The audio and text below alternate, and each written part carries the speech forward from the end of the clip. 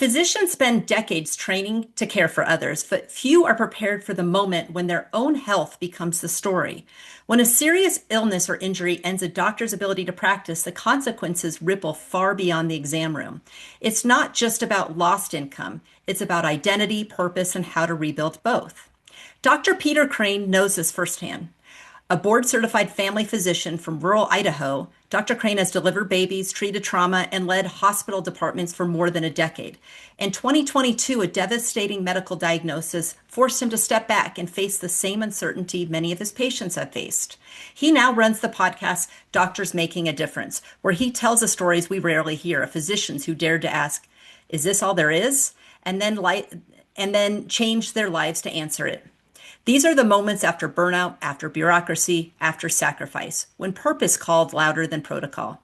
He's here to share what he learned about resilience, disability protection, and rediscovering purpose in medicine after life changes everything, and how doctors can prepare before they're the ones in the hospital bed. He joins us now. Welcome, Peter. Yeah, thank you so much. I appreciate you inviting me on the podcast. No, thank you so much for being here. I'm really excited to do this with you. So maybe I think we should first start out, take us back to your own life experience about when the diagnosis came and how that really just changed everything for you. Tell us your story. Yeah, so I'm a rural family doctor in Idaho. And, some of you who are listening may be early stage doctors or in training. And, it's just an interesting thing going through my normal, very busy life because in rural medicine, we call it either cradle to the grave or nursery to the nursing home. And just going through a whole bunch of stuff. And I guess that I was about 13 years into my career after residency, and my wife and I had gone on a trip, and I came back and I was kind of jet lagged, and I had my hand on my stomach one morning. Just I don't know why. I just woke up with my hand there. I'm like, what is that? I felt this just mass on the left side of my abdomen. I don't know why I never felt it before. I felt perfectly fine up until that point. But anyway, the workup led to doing a CT scan. I just went to my practice partner that same day and, hey, something's going on. And then I did a CT scan, and I was working in the ER the next night when the read came through, and they said 28 centimeter sarcoma. Oh It was my gosh. huge, like a large, football sized tumor filling the left side of my abdomen. Wow. It was a stark moment. You can imagine. I mean, I can tell the story now without too much emotion, but yeah, I don't know. I guess just to kind of put yourself in my shoes for a second. I'm working in the ER, like literally at the hospital. I pull up the PAC system to look at another X-ray, and I saw mine, and I couldn't avoid the temptation. I clicked on it, and like, oh shoot, because Oh I wow. thought maybe it was an enlarged spleen or or maybe something. But anyway, that's what it showed, and so it led So to when you this. had the symptoms, you didn't think it was going to be that serious. Oh no, I felt fine. I'd been exercising and doing all the things we were supposed to do, and I'd lost about 10 pounds. That's about the only symptom I can point back to. And then when I look at pictures of myself in the preceding 18 months prior to that diagnosis, I could tell compared to previous pictures that I looked sick, kind of gaunt, like like people get when they have cancer, and I didn't really recognize it. My wife didn't see it just because we were you see yourself every day. But Yeah. one of my cousins later the next year after I was kind of healing, he's like, well, you did kind of look like you had cancer at the reunion. Like, well, why didn't you say Why didn't you something? say something? So it was going on for longer than you realized. I'm sure it had been growing for a number of years, but Yeah. because it was so slow, my body had accommodated to it, and I just never really felt any pain or anything. And so, of course, it got my attention when it was a large, very large tumor. And so what happened next? Obviously, probably surgery, but then did you have to go through a lot of treatment? Yeah, I guess that's, this is a disability podcast, and you think you're so able and you want to be able to do everything, and then suddenly, bam, you're hit with something that's so rough. And so that's kind of what happened next is I met with the oncologist and got we did a biopsy, and then ended up doing several weeks of radiation to try to shrink some of the blood flow to this because we thought it's a type of tumor called a solitary fibrous tumor, which is a rare type of sarcoma. I was hoping that it would remain in its benign form and never spread. And at that point, it had not, and they removed it surgically and had months of kind of rehabilitating because I had some nerve injury after the surgery. And then in the subsequent time, it's metastasized a little bit, so I've still had to stay on some chemotherapy type pills. And so anyway, it's presented a whole different chapter of life that I never envisioned living in my 40s, but it's my reality, and so Yeah. I'm So did thankful you to be miss a lot of alive. work? Like, how did this impact your work? And So that's a good thing to reflect on, Jamie. So I'm a doctor, right? And you get this idea that you are the healer, you're the doctor, you show up, especially in a rural area. I mean, it's like me and a very small number of other doctors. And so being absent is very impactful to the patients. And, taking a week off for a vacation once in a while is perfectly fine. But to take off weeks and weeks is very hard. And so initially I tried very hard not to take any time off. I mean, looking in hindsight, it was kind of foolish, but the radiation set, closest place to receive radiation treatment is an hour and a half drive from my home. So I would leave 6 something in the morning and go do my treatment and come back, and I'd be back at work by 10 o'clock, and I'd work all day and just didn't want to take time off because I was worried I would have to take more time off after the upcoming surgery. And I think a part of it was just kind of my own perception, like, okay, I'm tough, I can do this, I don't want to give in, but it was definitely hard. So the only time I took a really lengthy time off was about 6 weeks following the surgery. In fact, the surgeon who was one of my preceptors in medical school, I went back to the same surgeon that I had known all those years before. oh, She wow. made me promise. She said, "I will do this surgery," and I knew she would do a good job. But she said, "But you're a doctor, and I know how doctors work, and you must promise me that you will take 6 weeks off because I know you'll be tempted to go back." And so I promised her, and I did. Yeah. So you mentioned disability insurance. Did you have a policy through your group individually, and did that come into play?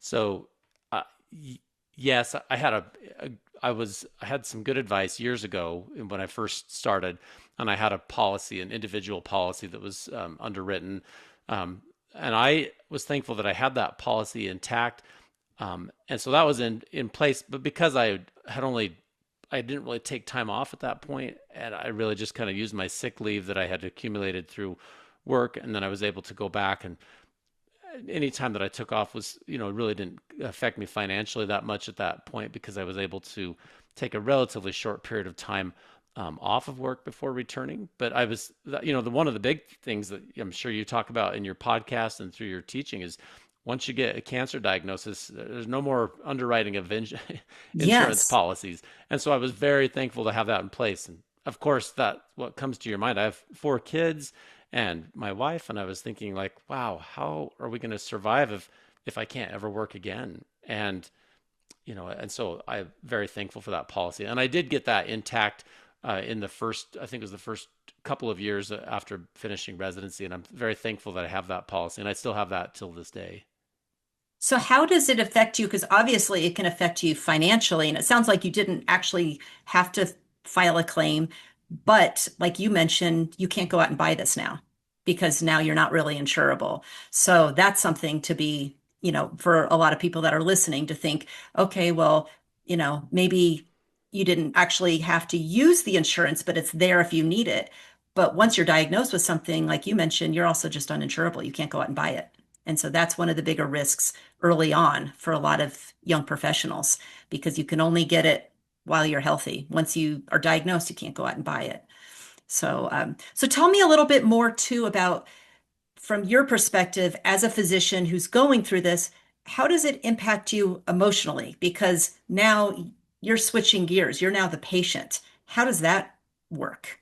Um, I've kind of gotten used to it. It's a little bit, at first, I didn't want to tell anybody. It just seemed, it almost was like shameful in some ways. I don't know why in my mind I went to that. Like, I'm not supposed to get sick. I'm the doctor. And I don't know. Yeah. It made no sense, but emotionally, that's where my mind went. I just wanted to just hide it and not say anything. But of course, that couldn't be because I was going through some pretty major league, and my colleagues and patients were more than gracious about it and very kind.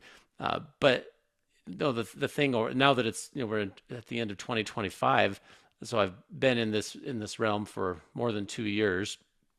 I did this surgery in the beginning of 2023, And so, these last couple of years, I've still been a patient. So often I see the same oncologist that my patient sees. So they come into our rural town, and I'm down there with my patients. And now I do Oh, these chemotherapy things, and and it's emotionally a little bit challenging because very often I'm going and getting an IV and talking to the nurses, and then like just the other day, the nurses went and started an IV for me and did the treatment, and I saw one of my patients, and that then right afterwards I'm in clinic and I'm a doctor all day, and then I was working in the ER all night with the same nurses that are treating me during the day. So it wow. makes you wear both hats, and not just once or twice, but on a regular reoccurring basis. And so emotionally, I think I it's helped me in some ways to gain perspective and understanding and insights of what my patients are going through. Um, but it's just the reality. I'm not going to avoid treating it because of that. I need to continue to treat this disease just like I would tell my patients to do. And I hope that they look at that and see, okay, if my doctor's telling me to do this, he actually knows what it's like to be on this side of it, and maybe that inspires them to get treated themselves. Yeah. So do you feel like it's maybe changed the way you practice medicine a little bit too, having being the patient and the doctor? I I think so in some ways. Like I for sure, I don't think I was uncompassionate or anything before, but again, I live in a small town, so we all kind of know each other, and everybody already kind of knows everybody's business because it's pretty small. So most of my patients already know that I've been through something like this, and so sometimes, especially ones that I'm kind of patients I've known for a long time, I'll say things like, "Hey, you need to treat this," and I know what it's like. Like I've got one this last week that we were talking about whether or not to receive radiation and surgery and stuff, that he's developed a tumor, and it was Mm. it was pretty impactful because this is a guy that doesn't like to do too much, and I just said I know what it's like. I've been there. In fact, I'm going there tomorrow, to receive treatment. Like I'll probably see you down there, which Yeah, is it's probably made you a better doctor. I mean, you're more empathetic. You really do understand what they're going through because you're going through it yourself. yeah, and you're so So, thankful for, like, I am so personally thankful for the physicians that have helped me, like tremendously so. I just can't even say how important those conversations are. When I go to the doctor, especially when it's kind of a new decision or a new chapter of the disease and what are we going to do? I mean, everything hinges on that conversation. Everything. yeah. Like I'm about my family and my life, and so I put a full trust in, and I don't think I ever had quite the perception of how meaningful that is when you go to the doctor and you ask that question and somebody tells you a treatment plan or offers you advice and tells you either walk out of there with hope or with no hope. And so I've Mm. been blessed with really good doctors, and so I try to extend that same level of empathy and kindness to my patients. But it is interesting to walk both sides of that fence. Oh, absolutely. Absolutely. So when you first started your career and or you're out of residency and you first got your policy, did you ever envision that something like this could have happened to you? I mean, you're around medicine. Did you think that this was a possibility, or is it just sort of, it will never happen to me? Like I mean, theoretically I knew it, but I think I was about 32 at the time, and it just seemed abstract, And I think especially in residency, I remember there was a little bit more of this mindset of patients do this and patient, almost like you're referring to this other population that, and you don't somehow fit into that. And yet we're all very mortal. We all have this subject to the same challenges of our bodies, and we need to take good care of ourselves no matter what. But a lot of things just happen to patients. It's not to all of us. It's not necessarily because you have done some terrible thing with your lifestyle. It's just you're going to have Your challenges that number's come up. up. You don't Yeah, know. Yeah, we're all human, but it's not, we can all become patients too. yeah. You know, But to your question, I don't know that I really thought about it. The younger you are, the less you think about your own mortality and the possibility of having disability and death. And so I was thankful for the policy I got, but I truly never thought about it. I just paid my premium every year. I was thankful for it, and I knew that was an important part of financial planning. So I never canceled it, but I also never really upped it. I just let it go up, incrementally. It automatically would go up with inflation-based incremental changes, and I would follow those. I never turned those down. I'm thankful for that now. But I wish yeah. that I had re-examined periodically to say, would this actually replace 60% of my income as is intended with a disability policy? Because income goes up as your patient panel goes up and you gain more experience, yada yada. But I never went back in the 12 years or whatever between the underwriting the policy and then finding I had a disability. And I wish that I Yeah. had, because those numbers don't match now. And if I were to go now and say I need this, it would not replace that 60% target. Yeah. So based on that, if there's young doctors coming into your practice or they contact you or they listen to your podcast, what advice would you give them? Get it, the sooner you get it, the better, as far as disability. So that's one important thing. There are some places, and I know you, Jamie, you're an expert on this. There's some residencies that can help underwrite policies in residency, which is neat. Hmm. But a lot of people don't necessarily attend a residency where that's available. So make sure that you get a policy in your very first opportunity, in residency or in the very first part of your attending career. And then the second thing I tell people is, um, don't get the policy before you get diagnoses. So if you say, well, I'm going to go do a test to see if I have sleep apnea, or I'm going to go do this a whole bunch of testing, if you haven't done the policy prior to that, all that stuff will affect your ability to have a policy and the cost of the policy. And so it's so important to have it. And then the other thing that I'm thankful for, because I was able, after my original surgery, to get a little bit of an extension on my employer based policy, but they're great to have if I was fully disabled, unable to do anything. But for someone that might be partially disabled, or someone that might have an extended disability that makes them only able to earn a portion of their income, uh, an underwritten policy, like my own policy that belongs to me, that was written, medically underwritten for me, 15 years ago, that carries a lot of weight and a lot of power, much more so than a policy that's a group policy that comes through my employer. And so I would tell that to, shout it from the rooftops to every doctor out there. When you finish medical school, all you have is a piece of paper that says, hey, I have a degree. You don't have anything of lasting value. It'll last value over the course of time, but you can't trade that paper in for income, to replace if, If if you you can't work. if you can't work. Exactly. And so you are very vulnerable at that point. And you have a lot of debt and a lot of knowledge, and over time that can rebalance. But those first 10 years or so, I would say people are really in kind of a dangerous situation financially, and having a disability policy is key.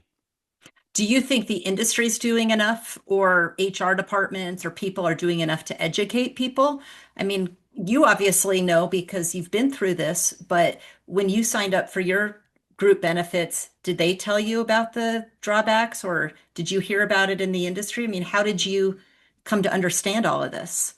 So I think originally the way I knew I needed to get my own policy, I think I just heard about it through a podcast. Like, I mean, I'm sure the HR folks told us, but really, HR is dealing with employees in a hospital. They're dealing with everybody. You're hiring housekeepers and folks to work kind of entry level jobs, and you're hiring professional staff.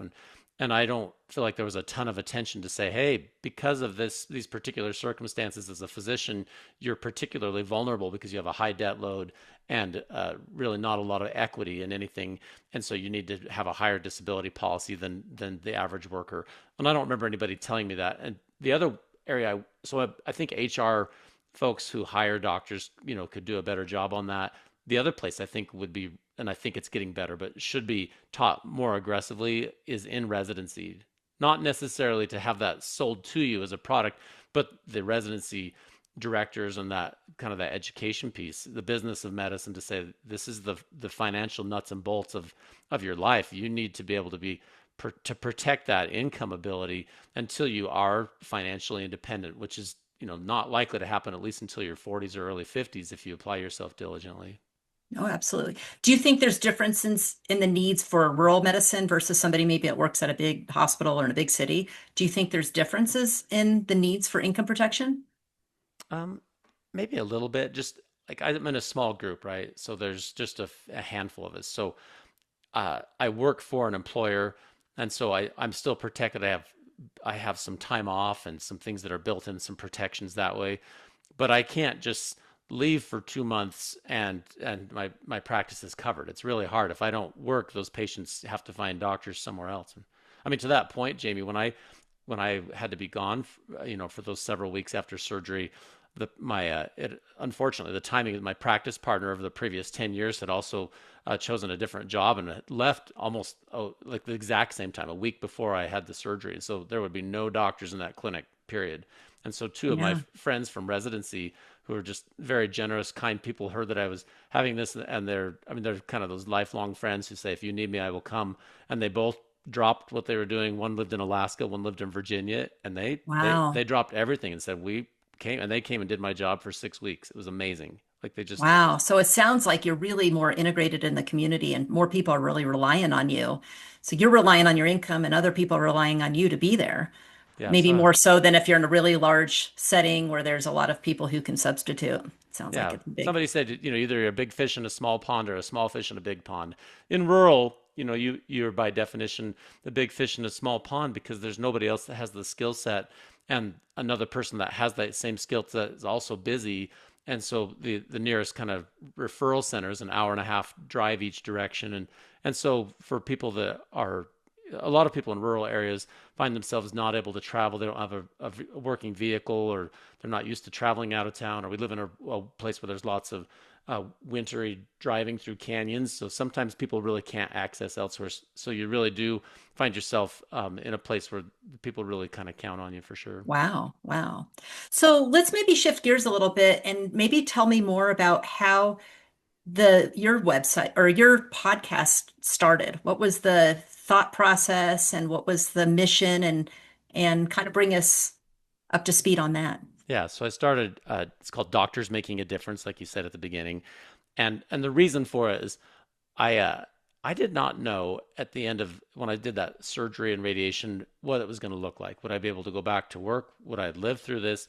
When I went to do the surgery, because it was such a large tumor, I was told and signed the consent form and everything to say, I expected to have my left kidney removed, my left colon removed, to have an Wow. ostomy. They expected to probably remove the spleen. I mean, there just was so many things where they said, this is going to be very impactful. We don't know if we'll be able to get it all. We don't know if this is going to metastasize. There's just unknowns, and so at that time, I I delivered a baby. I remember at the end of December of 2022, and I remember thinking this is probably the last one I get to deliver. This is probably the last Oh, time I get to do this, and I didn't know, but I just feeling like kind of these just feelings of uncertainty, and maybe it was because I was in that state, but I just remember thinking of the doctors that cared for me, throughout that process and through the surgery and as I was healing, and I still wasn't quite sure what was going to happen, but I just remember having this very clear thought, like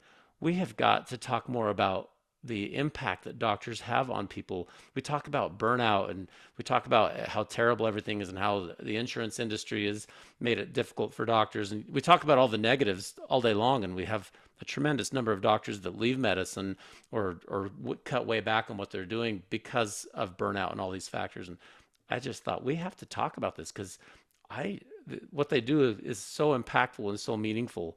And I thought the other thought I had at that time is if I could do it again, I would want to be a doctor. I would want to be a part of this group of healers, these folks that wow. give of themselves so much, and the collective experience of all these people, and it represents 100 years of medical experience, all prepared for that moment when I needed it. And we talk about it, but when you're the patient going through it, it's incredible. And I just had such a profound respect and honor and love for those people who helped me in that time. And I just wanted to shine a light and say we need to empower doctors, give them more tools, help them stay in practice, help them find ways to find joy in what they're doing, and shine a light on and highlight the beautiful parts about it, not just all the negative. Yeah. Your patients are really lucky to have you. You're really passionate about what you do. I can tell. It's really Well, great. I'm lucky to have them. I do really love my patients. All right, we're going to take a break. So, we're talking with Dr. Peter Crane, a family physician from Idaho, about how illness changes a doctor's view of both life and work. When we come back, we'll talk about what physicians often misunderstand about disability insurance and how they can prepare before it's too late. Stay with us. Just write down the time. Okay. All right, we're back. So, some of these things. So sometimes disability insurance claims for physicians can be really complex. Have you seen situations as a doctor or in your own situation where things are turned down? They thought they were covered or they weren't. Has that ever Yeah. happened? Oh, yeah. I mean, so I think every doctor listening to this, if you've been in practice very long at all, you get to fill out disability forms, to kind of substantiate somebody's disability claim. And sometimes insurances will review it and say, this isn't, but it's kind of what I've found is that it's just such a nuanced, difficult thing. And you have to, an insurance company, a reviewer is looking at it to say, well, can I prove this person has had loss? Do they actually have something that they can claim or not? And as a doctor, what you do is often very complex and nuanced. And so in my case, like I have this weird job where I deliver babies and take care of people in the nursing home and the hospital and the clinic, Yeah. and I mean everything. And so, how do you represent that to an insurance company? Like, okay, Dr. Crane can do X, Y, and Z, but he can't do this aspect of his job. And does that impact his job enough to validate an insurance claim? And so, it is a really complex thing, like you said, Jamie. So how does it impact you as a doctor when you have a patient who comes to you and they're trying to file a claim? Having your experience now, has it kind of impacted you Oh in yeah, terms of, yeah, for sure. Because sometimes, who likes paperwork? Nobody. yeah, So I remember a lot of times before when somebody comes with a paperwork saying, "Hey, could you fill this out for my insurance thing?" My immediate, of course, I would do it, but my immediate instinct was like, "Ugh, it's more paperwork. When am I going to do that? It's more paperwork." And it's not that I love paperwork now, but now I definitely can see like this person's livelihood hinges on this so much. Of course I'll fill out your paperwork, and yeah, and also document it in detail, not making things up or making anything that is inaccurate, but try to give a correct representation of what the person's aptitudes are. I'm not a disability evaluation doctor or anything like that, but when somebody says I need a representation of these disease processes that I'm fighting, as a doctor, I'm all there. You need me to, you're there to advocate for yes, them. I because Yeah, that's my job. My job is to advocate for that person. I think every doctor's job, that's what our job is to find what works for our patients and then advocate for them so that they can have the best life they can get. absolutely. So you were talking about your podcast and you're interviewing other doctors who are making a difference. Is there one that you've interviewed that's really stood out to you? Boy, I like all of them. Like really, Of I've enjoyed. course. There's one a few episodes ago that I encourage people to listen to is a man named Eric Arzubi. He's a psychiatrist in Montana, and his story is fascinating. He was a like kind of way up in the world of like stockbroker chain, that financial world, living in New York and having all these successful things financial, and he just didn't find that there was enough purpose in that. He said, I can't look back on my life and find that that's the only thing I did. I need to go and make a difference. So, when a time when everybody else was graduating from medical school, he went back to residency, or he went back to medical school Oh, right then, and he was taking the MCAT and all those things when people his age had already finished all the residency. And he's making a tremendous impact on psychiatric care in the Western United States. And I just there's so many stories like that where people have this true mission and purpose, and I love meeting those people and highlighting the story, and then also giving people tools like you and I did an episode together, Jamie, a while ago, and talking about how do you stay in practice? How do you keep yourself financially viable? How do you seek financial independence? How do you keep yourself so that you still love going to work and don't let yourself be consumed by the business of medicine or the insurance? And if you're getting down into the dumps or starting to find yourself depressed or getting suicide thoughts, get help. So yeah. I've found it to be such an engaging process to talk to doctors. Yeah, and you've alluded to that there's a lot of negativity out there right now for physicians and all of the stuff. And so I really like what you're doing with building the doctors, making a difference. But we're seeing a lot of burnout and a lot of that in medicine. I think a lot of it just has to do with just kind of the nature and the stage or the state of medicine right now. What advice do you have for physicians out there or younger physicians to kind of tame that? If you don't like what you're doing, change it. I mean, that sounds simple, but I've talked to so many doctors who they'll get partway in it and they realize, boy, I don't like this, or I'm feeling myself unfulfilled. And the thing that I think that you need to remember is you have this broadly diversified degree that has taught you so many things about medicine, and you can pivot, you can shift, you can change. If there's something you don't like about it, change it. And if you need some coaching or some help to help you do it, spend the time and the money to get that so that you can shift, because you can remain valid and professional. I remember when I was early on and we had some challenging hospital administrators and stuff, and I remember thinking like, I just have to get out as soon as possible. I got to hit my FI number, financial independence number, and Hmm. just find a way to get out of this because this is terrible. And we were able to shift, and it's been such a blessing to be able to find the great joy in medicine comes in taking care of patients. It has to be that. And as you get your financial ducks in a row, eventually you regain the power to say no. When you ask to do something that's not in the best interest of your patients or yourself or your family, you can say no. And at that point, you can go get another job, or you can shift, or you can pivot.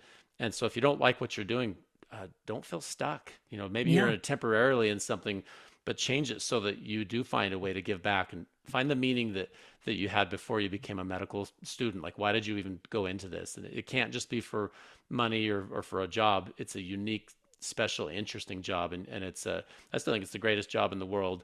And I think it's people have to kind of go back and find the purpose of why do I do this, and then find a way that it works with your life. Do you think there's sort of an emotional stigma, or people are afraid to reach out and ask for help or make a change? Like, do you think that there's people are, there's sort of a stigma around mental health? Oh yeah, the generation before me, for sure. Like you don't talk about your problems, and I think when I first got my diagnosis, I think some of the echoes of that were still lingering in my soul a little bit. Like, you don't Yeah. talk about it. The doctors is the stoic person that never has troubles and is always the solution finder. And I think the generation, I'm on the leading edge of that generation, but people that are behind me are a little bit more willing to reach out and do counseling or coaching or whatever it is to try to become the best version of themselves. And we want to, you want your doctor to be um, thoughtful, and you don't want them to kind of tell you about their problems. The idea is to go get help, but you, as a physician, you're you're you make such a bigger impact when the person you're talking to realizes they're talking to a human being who's experiencing life and can give you like legitimate real-time advice. And I think it really actually is very helpful when people are honest with themselves and try to find what makes them really tick, and then find what you're passionate about and do a good job at it. And somebody said, if you do a good job, people will give you lots of pictures of George Washington to say thank you. You'll receive payment for what you do eventually. Just do a Yeah. great job at it, and the patients will continue to honor that. Well, you're really insightful, and you're willing to look at your vulnerabilities, and you're also really good at taking something really negative or something that could have really derailed you and made it into something better, which I think is really admirable. I think things like that either make you or break you. And I think you took the right path where it made you stronger and a better doctor and a better member of your community. I think that's really great. Well, thank you. I hope will keep doing so. And like I said, I'm still a patient and hope I get to live a long, long time, and hope that we keep finding solutions for rare cancers like solitary fibrous tumor. I mean, a lot of my hopes sort of hinge around that, but Yeah. I've chosen, like you say, to live, and chosen to go on and do the very best I can with what I've got. And there's still lots of hard days. I mean, it's still a hard job. Yeah. The job hasn't gotten easier, but I definitely come at it with a perspective of a little bit more gratitude and a little bit more just honored to be able to be in the position I'm in, because when it can be taken away from you, then you realize how valuable it is. Absolutely. So last question, if you could talk to your younger self, you're coming out of medical school, you're coming out of residency, knowing the wisdom that you have now, the life experiences you have now, what advice would you give to that person? Well, I think first of all, I would say it's going to be okay. Don't fret the small stuff, because we worry about so many little minute things. How am I going to get that first job? And am I going to be able to get a pay raise? Is anybody going to trust me as a doctor? And you have to just say it's going to be okay. And then the second thing, from a financial standpoint is, man, try to get some good financial advice that there's lots of people that are masquerading as financial planners that are really just trying to take advantage of you. There's so many of the people in the industry that do that. So try to get someone that can give you reasonable financial advice. And I wish that I had invested earlier on in just like a regular, just regular um, like index funds, sort of, fund. I'm sorry, I'm stumbling here, but just in a regular index fund sort of investment early on, and I'm so thankful I received the advice about getting disability insurance early on, Yeah. just to try to set those things in motion. The other thing that I was thankful that I did was when I right out of residency, we didn't go buy a big fancy house. We just lived in a regular house in a regular neighborhood, and I didn't realize how helpful that was. In those first 5 to 10 years of residency, even 3 to 5 years of residency, you're so financially vulnerable. It's better to just be careful and set aside 20 or 30% of your income and start saving for a future time. And I'm thankful that I did that. I'm not sure I did it purposefully. It just kind of happened into it. But from a financial standpoint, I would advise anybody who's coming out, don't upgrade your lifestyle that much when you finish residency. Spend another 3 to 5 years living like a resident and get all those Hmm. financial pieces in the row, and then seek good financial advice from someone that is not trying to sell stuff to you, but is trying to actually advise you in the correct way. And then all those things will help you down the road. Yeah. Well, that is all really sage advice. I think you're a really good role model for doing things the right way. And I think that's all really good advice. So thank you so much for coming on the show today. I really appreciate you taking the time out of your busy schedule to be here. And I hope people will also go listen to your podcast, Doctors Making a Difference. I think it's really valuable to hear really positive stories and it's very inspirational. So thank you so much. Thanks, Jamie. Keep in touch. Appreciate it. Same to you.